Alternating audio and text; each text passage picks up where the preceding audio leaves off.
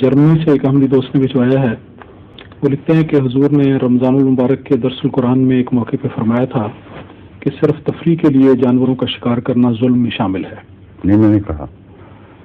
خام خواہ سے جھوٹے الزام لگاتے ہیں لوگ. ہرگز نہیں کہا. میں کہا تفریح کے لیے ایسے جانوروں کو مارنا جو کھانے کے لیے نہیں بلکہ یا سجاوٹ کے لیے ہیں یا ویسے ہی مکروہ ہیں، کوا مارنا اور چیلیں مارنا، میں کہ ظلم ہے. خدا تعالیٰ نے اجازت دی ہے آپ کو کھانے کے لیے. اور ایسے پرندوں کی خوبصورتی کے لیے حضرت مسیح السلام نے خود اپنے حضرت مسلم بشیر محمود صاحب کو بچپن کے زمانے میں ان سے پوچھا کہ دیکھو تو خوبصورتی کے لیے پرندہ ہر جانور کھانے کے لیے نہیں ہوتا. یہ بات کہی تھی.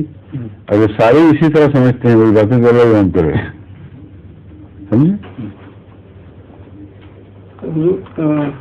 یہ بھی میں نے بتایا تھا کہ جو جانور نقصان پہنچاتے ہیں، مثلا سور ہیں، فصلوں کو نقصان کرتے ہیں، ان کو مانا اس غرض سے کہ وہ نقصان سے انسان بچ سکے، وہ بھی جائز ہے. تو اس ساری باتوں کا خلاصہ یہ نکالا ہے. صرف یہ غلط ہے. یہ پوچھنا چاہتے تھے کہ حضور نے اس کے بعد اپنے ایک شکار کا ذکر فرمایا. وہ چھوڑیں اس بات کو، سوال یہ غلط ہے، میں جواب نہیں دوں گا. ہاں ظہور مہدی آخر